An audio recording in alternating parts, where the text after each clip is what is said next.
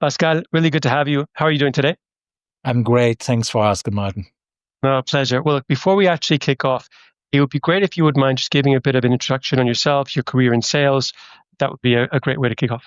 So I've been in SaaS sales now for 15 years. I earned my stripes at IBM as a scholar, then moved on to Oracle when training was still a thing for databases, and sold HubSpot in its golden years, like when it was growing like mad from 2014 to 2017. And then was a manager at Salesforce for a team of 8 of sales development representatives for 2 years. And now I'm with Gong doing mid-market for the growing DACH presence that we're having. So really exciting times. And what incredibly diverse set of experiences within the tech space, everything, across the board, types of products, and also the requirement for value selling across all of those must have been very interesting. I'm particularly excited about our conversation today, only first and foremost because of the way we originally met. I remember it was a dark, dreary, and rainy day in Dublin. We passed by and met at a cafe, which you said has the best pistachio croissants in all of Dublin. I think so, yeah. And I think you were sitting in the back in a sofa, and my co-founder Thomas and I came over, and we had initial kind of conversation, and just your perspective on the sales sector, methodologies, the space. I just knew that this would be a really enlightening conversation. So from rainy Dublin to a digital call, here we go. So all this is really part of our campaign for business case season, aka Q4 or inverted. Business case season to tech sales is like Black Friday to retail. And I'd love to hear your perspective on what does Q4 or what does business case season mean to you? For me, it's a make or break quarter for the entire year. Do I go to club? Do I not go to club? Do I get a ticket to play next year? Do I not get a ticket to play next year? And I mean, it's also crunch time then, around Christmas, and then January, Gong's fiscal stops in January rather than in December. Was the same at Salesforce for, we know Sure. why. So for me, it's where the biggest deals and the most exciting things happen. Probably is also the most stressful part of the year. And that's just where you have to knock on the doors of CFOs for the next year, right? Are we in or out? Let's face it. But I love the perspective you gave really on the individual sales professional. What's going on in the mind of a sales pro from really September 1st? The summer vacations are done. Mm-hmm. Everybody's back in the office. We know that there is a countdown to end of fiscal, end of calendar. How does the mindset change? Not at all. For the real pros, I think it doesn't change at all in Q4. Now, what do I mean by that? A real pro shows up every single day. They have a routine. They follow it. They've built the pipeline. They have their processes that they follow. They get up at 5. They might meditate. They might, like Michael Phelps. Michael Phelps had a very set routine for every swimming event that he had. He didn't change it for years. So for him, it was just another Tuesday. So I think the mindset for the real professionals, it doesn't matter whether it's Q4 or Q1. I mean, the impact is, of course, higher, right? Like, the stakes are higher, no question about it. But the mindset, if you're really at the top of your game, it's just the same. Like, maybe doesn't feed into your campaign, but that's what I thoroughly believe. Yeah. And those are the elite reps, right? There's a big variance in performance, of course, and also there could be external factors that may have affected somebody's performance throughout the course of the year. Of course. Yeah, I mean, of course. Look, I'm a father of 4. People get sick. Things happen. You have a house. I'm not a spring chicken anymore. I'm not in my mid-20s.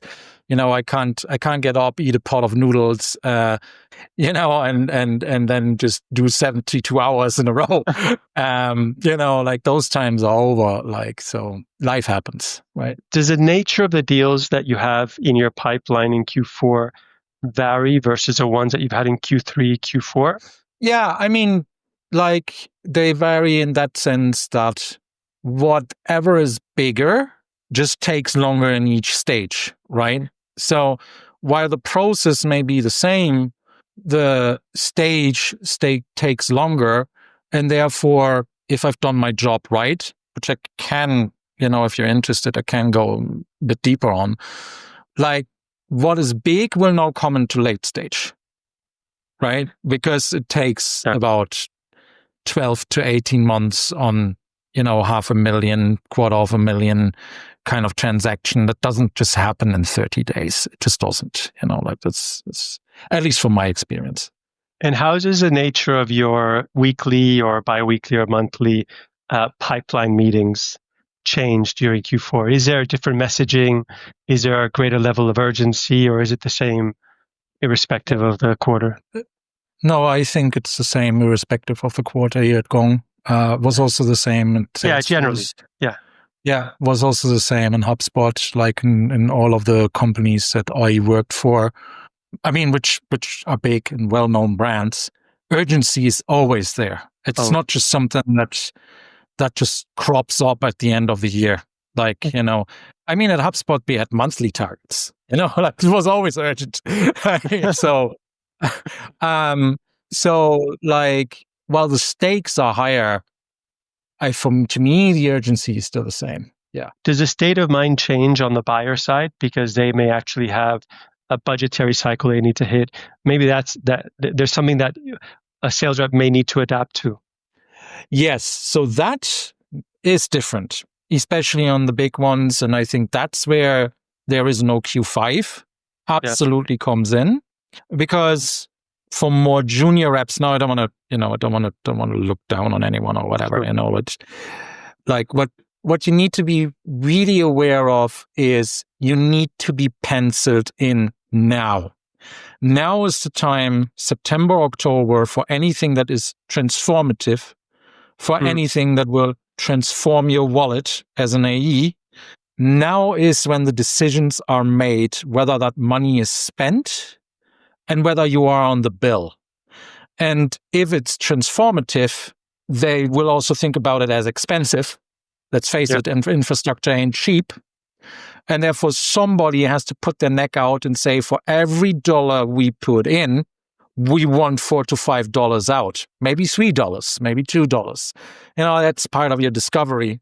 If you don't know that by now, and if you don't have a good answer for that, and another rep has done that better than you, it's very likely that you won't be on the menu and that your product won't be consumed next year.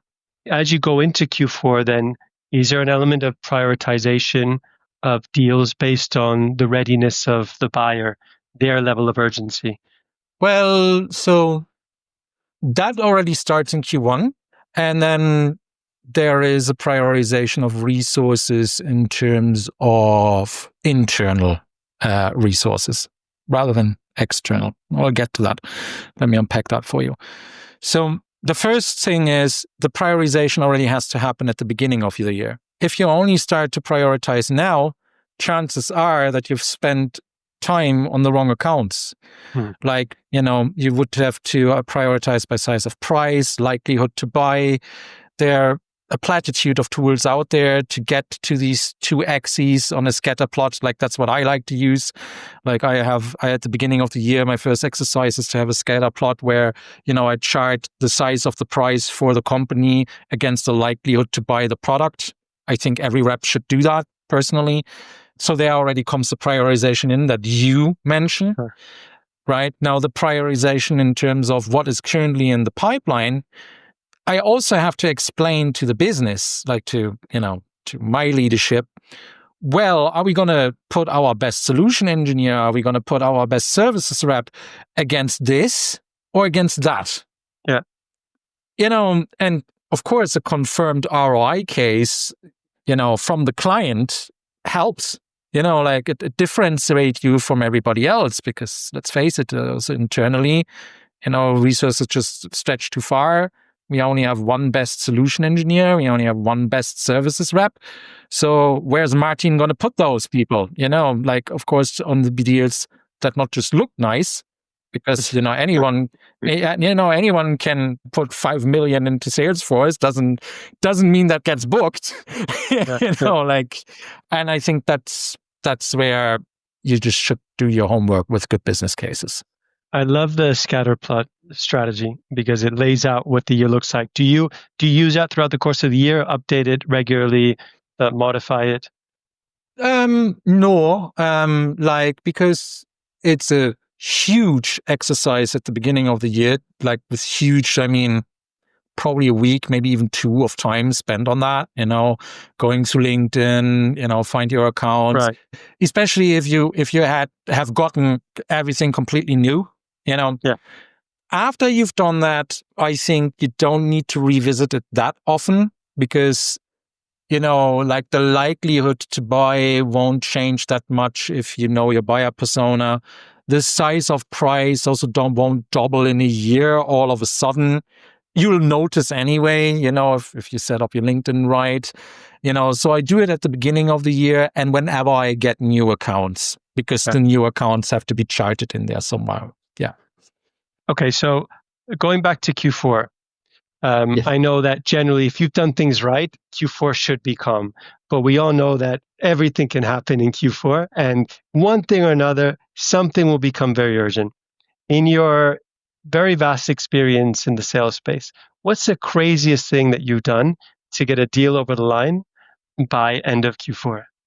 I once flew to Moscow on request. Okay. Yeah. Like considerable hardware deal. Let's just say we didn't do business. Was weird. I even didn't know why I had to go there. I was in my mid-20s. And I spent a night. I wanted to do follow-ups in terms of here's a business case and all of that. Wasn't necessary. Like a week later was bought. Like it took about a year to get there. Yeah. But let's say rather than one night in Paris, it was one night in Moscow. Yeah, it was pretty crazy. What was it that drove you to take the flight? What was so urgent? They said we won't sign if you don't come. So it was a 7-figure deal. So I was like, okay then, fair enough. Just a bit ominous, in terms of there's no agenda. What are we gonna do? And I even wanted to come to the office, and they were no, come to that place, And I was just like, okay. So yeah, so that's why it was. I think was crazy. Yeah, I can imagine. Amazing, Pascal. Thank you so much for your time today. Really enjoyed the conversation, Nicole. Gladly done, Martin. Thanks for having me.